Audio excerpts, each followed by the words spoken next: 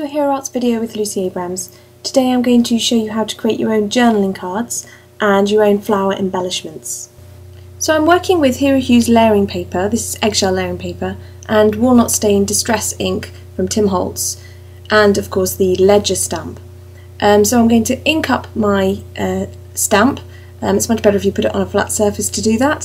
So I can ink it up, make sure that the ink has covered everything really well, and then stamp it directly onto the eggshell layering paper.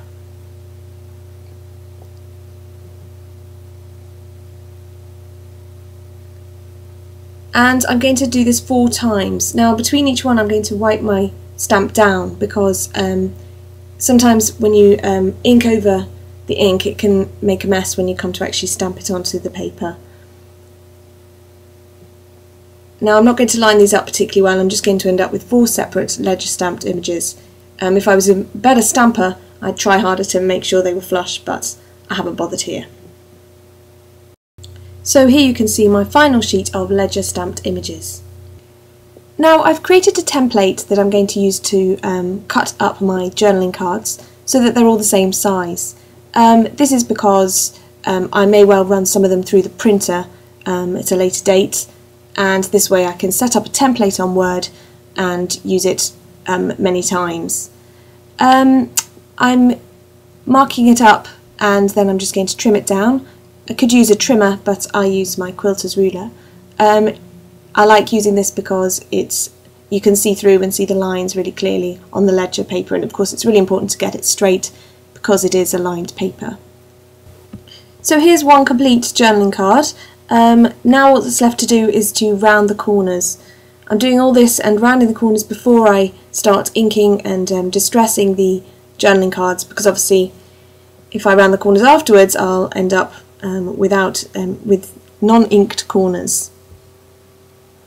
So using my corner chomper here and the 1/4 inch setting to make my rounded corners here.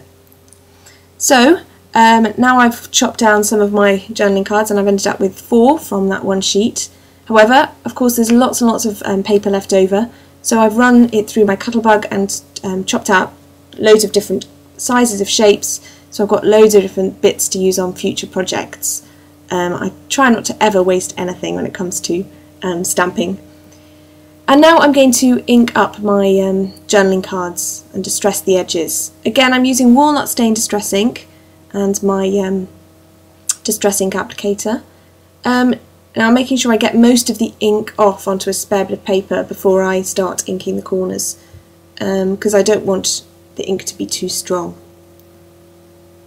And then I'm just working from the corner really, and just gently wiping it over the edges, trying not to get too much into the middle, and trying to make sure it's a nice smooth finish.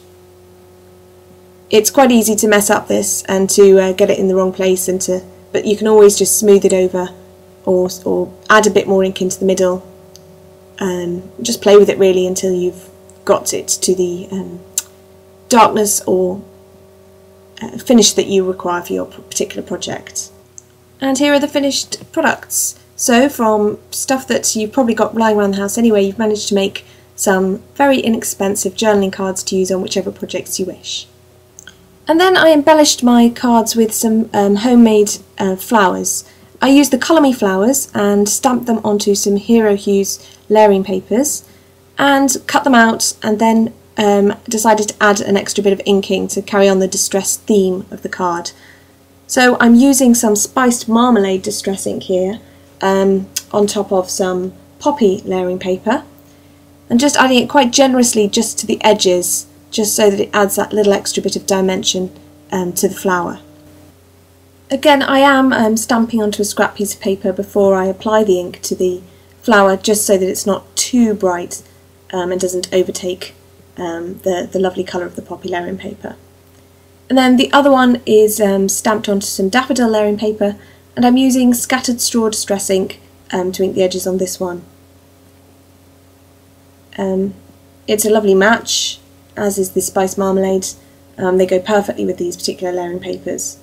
So just inking up the edges, a little bit more fiddly this one. Definitely a way to get inky fingers. and then I'm just going to stick the two together. I put a bit of glossy accent into the middle, and then I put a gem into the middle as well. Then I like to bend up the edges of the flower to add that extra little bit of dimension. So here's the flower embellishment on the final card, and here's a couple of other ones I made at the same time, also using the Colour Me flowers. Thanks very much for watching. Bye!